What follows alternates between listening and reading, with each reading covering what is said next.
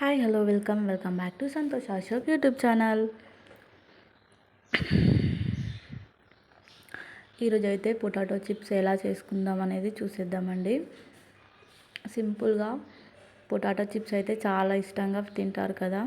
మనకు పప్పు చేసుకున్నప్పుడు, పప్పు సాంబార్ చేసుకున్నప్పుడు అయితే అంచుకు వేసుకుంటే చాలా బాగుంటాయి.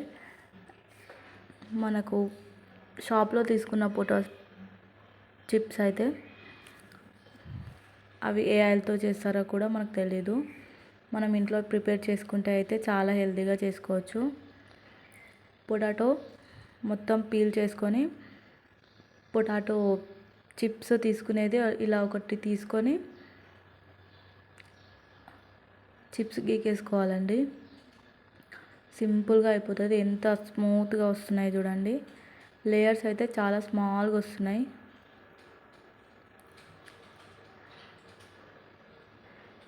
ఈజీగా అయిపోతుంది. ఇలా అయితే మనం బయట కొనుక్కున్న వాటికన్నా ఇంట్లో చేసుకుంటే చాలా హెల్తీగా చేసుకుంటాం కదా.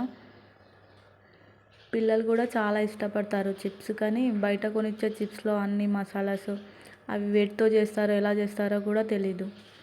అదే మనం ఇంట్లో ప్రిపేర్ చేసుకుంటే అయితే మనం చాలా హెల్తీగా ప్రిపేర్ చేసుకుంటాం.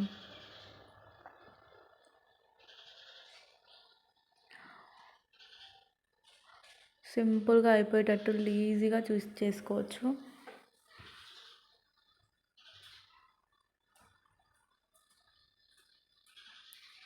కాకపోతే చిప్స్ గీక్కునేటప్పుడు కొంచెం చేత్తో కొంచెం జాగ్రత్తగా గీసుకోవాలండి. లేదంటే హ్యాండ్ కట్ అయ్యే ఛాన్సెస్ కూడా ఉంటాయి. షార్ప్ ఉంటే తెగుతుంది కూడా.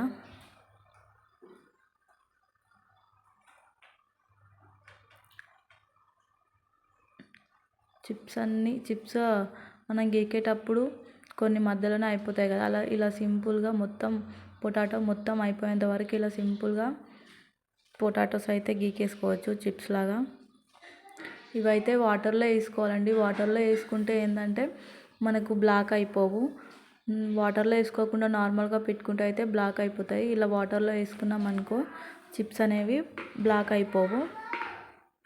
కలర్ చేంజ్ అయిపోతాయి, కొంచెం పాడైపోయినట్టుగా కనిపిస్తాయి మనం వాటర్లో వేసుకోకపోతే. ఇలా వాటర్లో వేసుకుంటే అయితే బాగుంటాయి పాడైపోకుండా.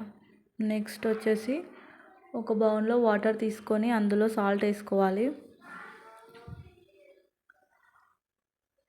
సాల్ట్ వేసుకొని అవి నీళ్ళు బాగా మరిగిన తర్వాత అందులో చిప్స్ వేసుకోవాలండి. చిప్స్ వేసుకున్న తర్వాత ఆ చిప్స్ అనేటివి 75% ఉడికేంత వరకు ఉంచుకొని మనం తర్వాత తీసేయాలి.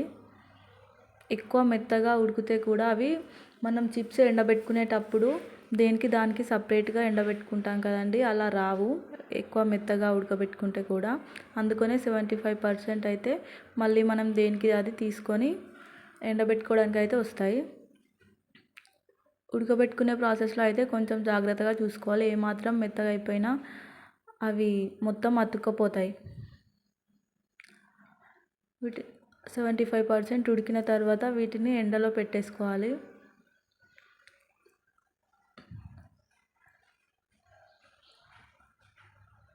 ఇదైతే వీడియో క్లారిటీగా రాలేదండి కొంచెం. ఇవి ఎండిపోయిన తర్వాత ఆయిల్ వేసుకొని, ఆయిల్ వేడైన తర్వాత